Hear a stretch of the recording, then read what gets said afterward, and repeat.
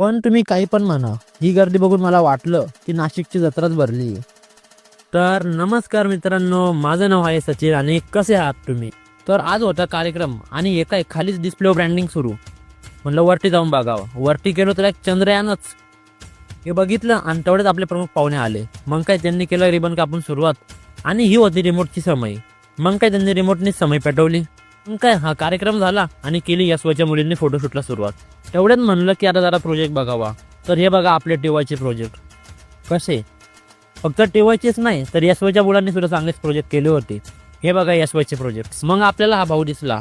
भाऊजीला वेगळाच प्रोजेक्ट केला होता, तो म्हणजे मॅजिक ऑफ इलेक्ट्रॉनिक्स. आणि हे करता करता 2 वाजले होते. मग त्या मामांनी केली आपली नाश्त्याची सोय. ते म्हणजे काय तर समोसे. नाश्ता झाला आणि आम्हाला आमचे सिनियर्स भेटले, ज्यांनी आम्हाला खूप सपोर्ट केला. म्हणला रे यांना पण ब्लॉग मध्ये घेऊन टाकू. मग काय आता सर्व संपलंच होतं, तर म्हणलं मॅम सोबत एक फोटो पण घेऊन टाकू.